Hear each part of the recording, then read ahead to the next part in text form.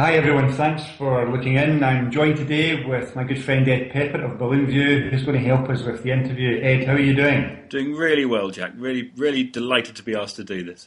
Well, thanks for doing that again. And I'm particularly excited because you're coming back to London. You're at Earls Court on November the 12th, Saturday, November the 12th, I believe. Yeah, for Best of MindStore. I'm particularly looking forward to it because, and like a lot of people right now, I'm quite excited about the fact that Apple's about to introduce a new operating system, and it kind of got me to think about our own operating system. Okay. And so I'm going to reintroduce, funnily enough, the old Right Bank and House of the Red Roof. So Fantastic. Yeah, so that should be quite interesting for everyone. Now, I'm sure you remember that's how I was first introduced to MindStore, with the House on the Right Bank, and I remember the paperback book which taught me that principle. And the first course I came on of yours, you were teaching the House on the Right Bank. Yeah. What's brought you to bring it back? Well, a couple of reasons.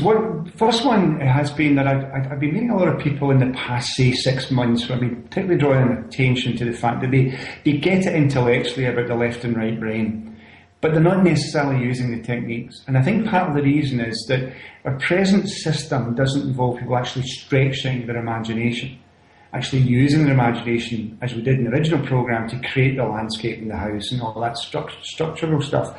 And I want to reintroduce that, to engage that, because I think people don't seem to really get it. That they might get it intellectually about using the right brain and the MindStore techniques and being positive and visualising and so on. But unless you're doing the visualisation in the alpha state, you're not really connecting, if you like, to the operating system. And that's what I want to reintroduce and really reinforce for people. Fantastic.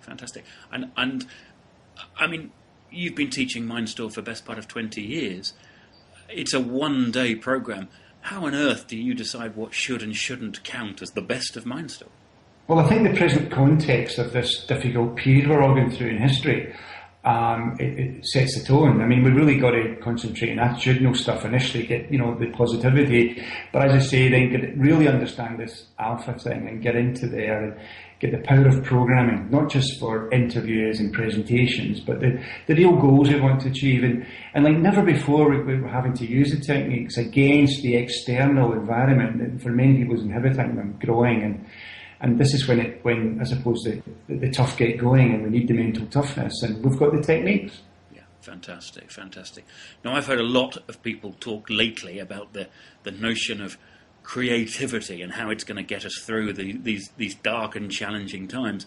But they're talking about creativity as if it's some brand new concept that no one's come up with before. I mean, that must irritate you a bit, really, doesn't it? Because you've been teaching creativity as part of inherent in the MindStore program for all this time.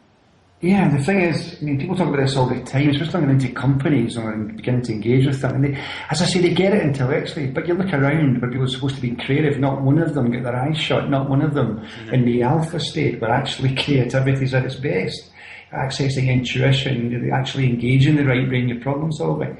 And this is what I want to get really people to understand, because once you get used to it and you start using it, everything improves. One thing we can consistently say for all of us is more and more problems are on their way. So solving them better, quicker, is going to be really critically important for us. Fantastic. So it's a best of MindStore course.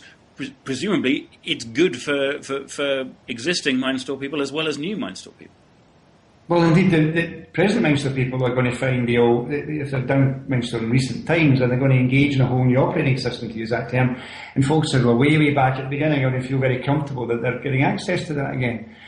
But people who've done any MindStore course before, even in-house in a company, can get access to reduced fees.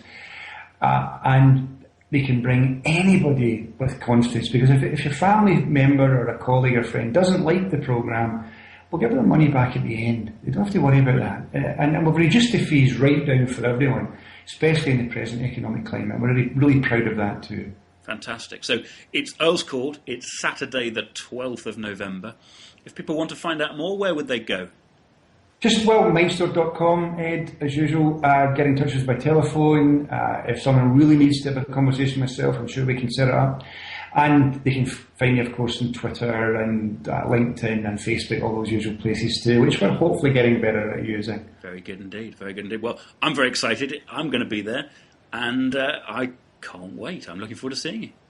Ed, I can't wait myself. I'm pretty excited about it because there's been a lot of work in the background just now, sort of setting it up with this new, old technology, whatever you want to call it. Well, best of luck with it, and I can't wait to see it. Cheers, Ed. Thanks. And bye, everyone. I'll look forward to seeing you there too. Bye-bye.